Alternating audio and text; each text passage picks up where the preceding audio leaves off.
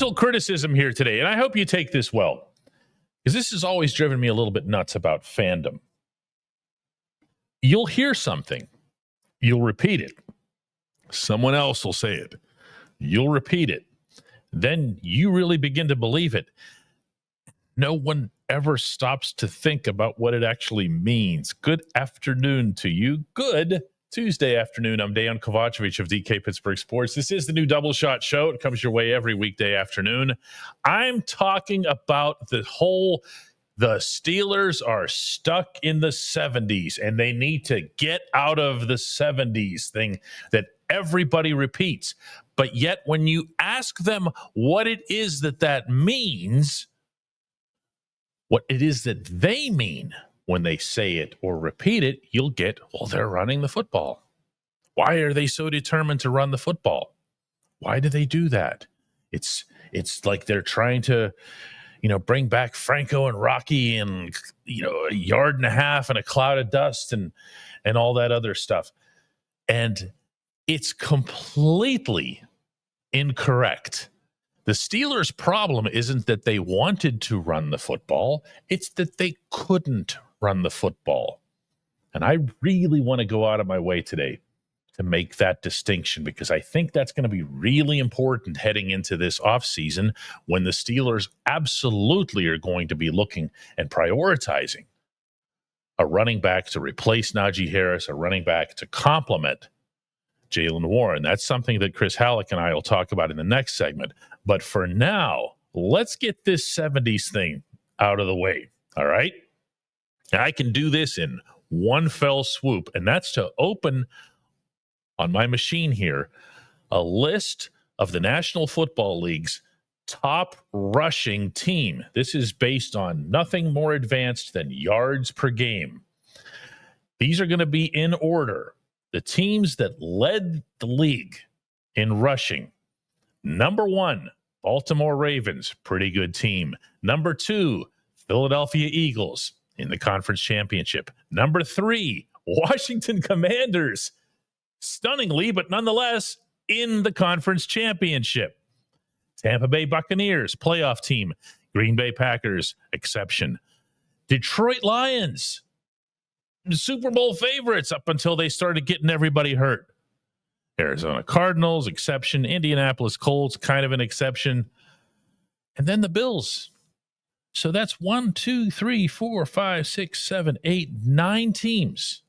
Out of those 9 teams, how many of those are not just contenders, but big-time contenders? All of the championship game participants, except the Chiefs, are in there. The Chiefs, of course, don't need no stinking running back. By the way, the Steelers ranked 11th, just 2 notches down from the Bills, but that was on bulk. That wasn't on yards per carry. That was just because they ran the ball so often. In fact, when it comes to rushing attempts, the Steelers ranked 4th at 533. The 3 teams ahead of them, Eagles, Ravens, Lions. You get the point. In this version of the NFL, and I understand that all of this stuff is cyclical, and you do get to the point where the pendulum is going to swing in the other direction. The pendulum had gone all the way over to the passing side until the Ravens drafted Lamar Jackson and came out with an offense that they knew nobody was going to be able to stop. And by the way, they were right. Nobody could stop them except the Steelers on occasion. You're going to have that go back and forth just like it does in all sports. There's always a tendency that goes in one direction or the other, and then somebody says, hey, I got an idea. Let's do something that everybody else isn't doing. Then it goes back. But for right now, the way the league is structured, the way the rosters are structured, you have to run the ball. That's not a 70s thing. That's a 2024, 2025 thing. So don't accuse the Steelers of being stuck in the 70s when it comes to that. They need to be able to run the football, but they need to do it way better than they did. Now, we can get into breaking down the running backs as we're about to do, but I'm also going to point out here that they really weren't very good at blocking. They were okay occasionally at run blocking, but they didn't focus on necessarily one style, which is a criticism of mine from training camp onward. They need to commit to one style, keep it as simple as possible. The line is going to be even younger in all likelihood next season with no James Daniels, with no Dan Moore. And you have to let the kids do their job without having to overthink stuff. Let them run block. Let them run block the way they, at least as a rookie, let Kevin Dotson go. Just say, you know what, KD, just go knock a guy 10 yards downfield. Don't even look at the playbook. Don't even listen to what the call is. They need to do more of that. When they do, they will not be stuck in any decade other than the one that they're currently in. When we come back, Chris will join me. At DK Pittsburgh Sports, we take pride in coverage that connects our city's fans to their favorite teams. Now, that connection's stronger than ever. Introducing our all-new state-of-the-art app. Find expert inside reporting and original podcasts. Check live box scores. Track the latest stats. Chat it up with our community of thousands of fans, all in one place. The new app from DK Pittsburgh Sports. Coverage that connects.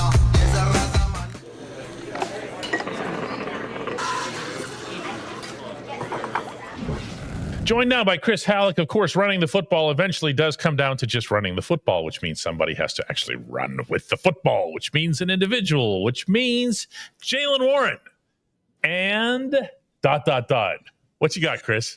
Well, actually, Jaylen, they have some business to attend to with Jaylen Warren first because he's a restricted free agent. So they've got to actually get him under contract first, even though I think we're going to kind of that's safely assume they're going to keep him. But in terms of the future, I don't think Naji Harris is coming back. He sounds like he's out the door.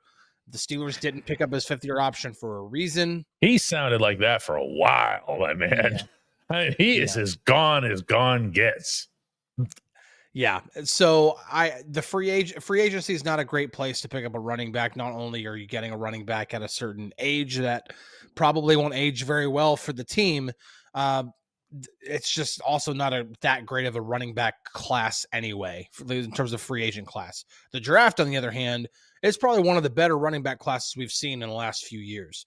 There are going to be options in the first round, the second round, the third round, fourth round, and even some of the guys in the third or fourth round would probably be second round picks in other years in which the running back position isn't so strong. So I think the draft is a great place to get one of these guys. I don't even want to rule out the fact that if the best option at, I think it's 21 overall, is a running back, then by all means, if that's the best player available, then you take a running back. I don't care about first round. It depends on who's there. If no receivers they want would be there, if no cornerbacks they want are there, it really is the best player available thing. Ideally, no, you don't take a running back in the first round. Second round, third round, probably be the better place, but there are going to be options in any of those. I see what you're saying, though, because you see, I can't have it both ways. I can't say no first-round running back because it tends to not be necessary unless you're talking about someone who's legitimately special out of college, the way Saquon Barkley was out of Penn State. Yep. But when I think of running backs, okay, this isn't fair. When I think of running backs that the Steelers take in the third and fourth round, I think of Anthony McFarland. And I don't say that in any mean way. Really, really good kid who tried so hard. Just was not an NFL guy who, for whatever reason, could hit the edge. And if Anthony wasn't going to hit the edge, he wasn't going to be of any use to anybody. Okay. Now, we saw times when he looked like he could hit the edge, and then it didn't materialize into anything. It never became a consistent thing. One of the things that we hear about a lot in the Steelers' orbit is that they need to be able to hit the edge, but it's not that simple. You know, Jaylen can. I don't know that Jaylen's really that kind of guy. Jaylen's more of the slashing, hit your hole type of guy than anything else. But if you're thinking about Jaylen as your main dude, then you're thinking, at least to some small extent, about somebody offsetting him, showing you a different look, aren't you? Yes, to a certain extent, but I also think that while Najee Harris and Jaylen Warren were at one point thunder and lightning, I think this past year they became more oil and water. It was very, I mean, like, if we're just being honest here, when outside of that 3 or 4 game stretch in the middle of the season, especially before the bye week when they were playing some lesser teams, outside of that, Najee kind of wasn't that big of a factor. He was at times, he'd have the occasional, and usually, ironically enough, it was whenever he would catch a pass out of the backfield and then he'd go run for 30 yards or something like that. Wait, did you say catch the pass out of the backfield? He actually did a few times this year. But either way, it did seem like Jaylen was a more consistent runner with what the Steelers wanted to do. Yeah. But either way, no matter what the Steelers want to do, they have to find somebody who's, I think, complementary to what Jaylen does too, and somebody who can also carry the ball a good amount of times, because Jaylen hasn't necessarily been the healthiest running back over 3 years either. Yeah, let's call this for what it is too, because you can't talk about running without talking about the blocking involved. And Arthur Smith has the wide zone blocking scheme that he prefers. It didn't match up at all with Najee's, and I have a feeling that was the source of the whole oil and water thing that you describe, a lot more than anything involving either of the running backs as individuals. And by the way, they'd kind of back me up on this, because you were asking a line that really wasn't good at one thing to do two things, and with two very different backs. And I never thought that had a chance, but it was because of the line, not because of the backs.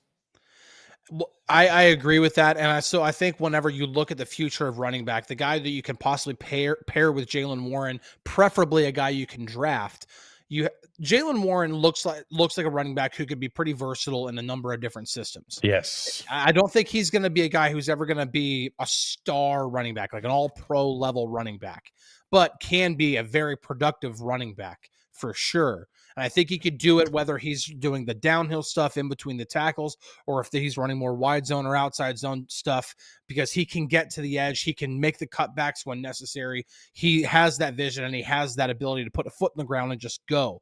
They need to find a running back who can do similar things to what the Steelers want to do, whatever that is. They have to be able to find guys who can play within the system. Obviously, you want to find running backs who can play multiple ways. You can find guys who are good in both gap schemes and zone schemes. You want to find guys who aren't just pigeonholed into doing one thing really well and then kind of at everything else. So you want to find guys who are, and again, this is a good running back class to do it. I think of the kid from Arizona State, Cam Scatabo, who kind of runs a lot like Jaylen Warren, who has that bounce off ability to just take contact after contact, and he just kind of stays up somehow. A guy from North Carolina, big guy who seeks contact, but can also do a number of different things. There's a number of different guys that they could look at, but they have to find a guy who can fit what they want to do on the ground, whatever that is. The one statistic that needs to and will change more than any other from this past season, Najee Harris carried the ball 263 times. Jaylen carried it 120 times. Less than half. The yardage was 1,043 for Notch, because you just got to get over that 1,000 mark. He averaged 4 yards per carry. Jaylen's was 5'11". He averaged 4.3. That raises a couple of issues. One is the obvious, which is why. And two is that, as you alluded to earlier, Jaylen wasn't always available. And I'm remembering that in Mike Tomlin's press conference last week, that when he was asked about change, and it's related to, internal change, whether it's coaching or staff or whatever, he immediately referenced athletic training and strength and conditioning and a lot of soft tissue injuries. Now, to me, if I'm the Steelers strength guys, I'm sitting there updating the resume immediately. Okay, that's just how that goes. It's also the classic scapegoat, a Pirates level kind of move there, where you just say, "Who can we fire? You're out of here." Jaylen Warren had a hamstring issue once. You're gone. But there also can be validity to it, and maybe he was thinking of Jaylen. because Jaylen had that hammy early on, and, it gave him recurring problems. Yeah, it sure did. And I think it's one of the things that, like, I understand that fans have been clamoring for more Jaylen Warren. Like, and I get it. You watch the way he runs, the way he's able to be a threat out of the backfield in the passing game too. But anybody who's calling for him to be the bell cow, he just hasn't shown the ability to stay healthy enough to get that number of touches. So he needs somebody alongside him. And so, I'm skeptical about him getting that big of an increased workload, just because I am a bit concerned about how is he going to hold up if he gets to the point where no matter what they do, whether it's free agency or the draft, if he gets up to 200 carries, how is his body going to hold up? Yeah, How is he's profiling long-term, well, whatever constitutes long-term for the life of a running back, as a 1A. And I'd like to see Jaylen at least get the opportunity as a 1A. This scenario that I just described from 2024 wasn't that. This was the head coach just being married to Naji. That's all this was. That he just would not let it go. And I really feel this is another one of those cases. We talk about it with quarterback where Tomlin would overrule Arthur Smith.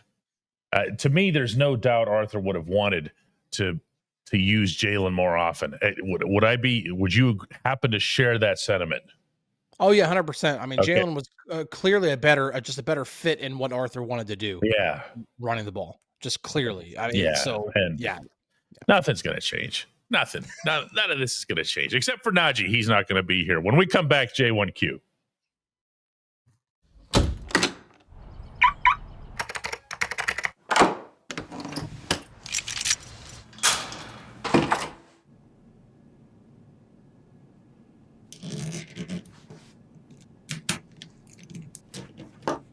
Safety is a habit. Gun safety and responsible storage are no different. Help prevent gun accidents, misuse, and theft. Keep firearms safe and secure when not in use. For safe storage options, visit projectchildsafe.org.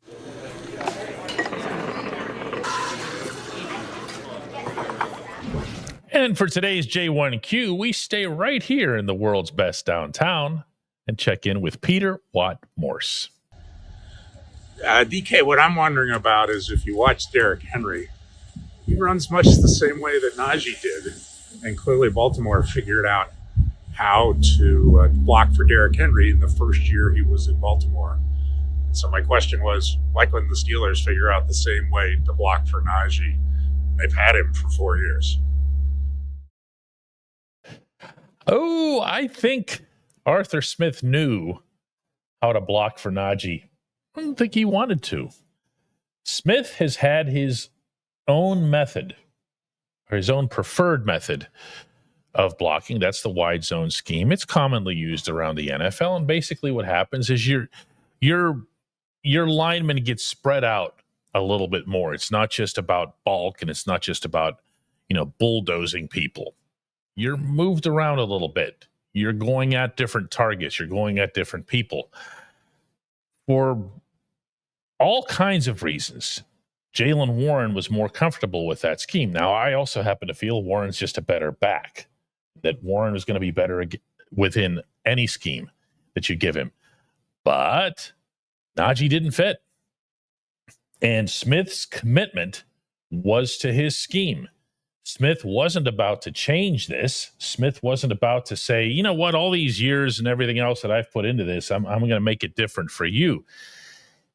Now, when he had Derrick Henry was actually really good within this scheme, which is the correct and more specific answer to your question, Peter, because whether this was in your head or not when you asked it, it was Smith who was overseeing Henry during Henry's glory years, really, in Nashville. Not that he's bad now, but I mean, he was unbelievable when he was with the Titans. When you're talking about Naji, you're talking about someone who doesn't have a great read for the field. He doesn't have a great sense for where the next hole is. It doesn't have great general vision. This isn't me kicking a guy when he's out the door or whatever. This is something I've been saying about him for years, and I hardly been alone on that count. I don't believe that there was any way that they were going to adjust to Naji. I don't believe that there was any real intention of having Naji or keeping him beyond the coming season, in large part because they were aware of this. I think this, more than anything, was what led to the not exercising the fifth-year option. I also believe Omar Khan was influential in that. But then I say this, and you're asking the same thing that I'm asking. I'm sure of this, which is, if that were true, why did they treat him like the number one? Why did they never let that go? Well, the answer to that is it wasn't a they. That was a Mike Tomlin. And if there's one thing that Tomlin prioritizes above, I'm just going to say it, above winning, above success, is being right. We see that countless times. I'm not even really sharing an opinion with you here. All you have to do is open your eyes and pay attention to the little moves that get made, or in some cases, don't get made. He was going to stick by Naji. Naji was his guy. He was the bell cow. He's the guy that was going to, and he wouldn't let it go. He wouldn't let it go through the Steelers' final bleeping game with Naji on the roster. I know, right? I appreciate you, Peter. I appreciate everybody checking out the new Double Shot Show. We'll be back with another one of these tomorrow.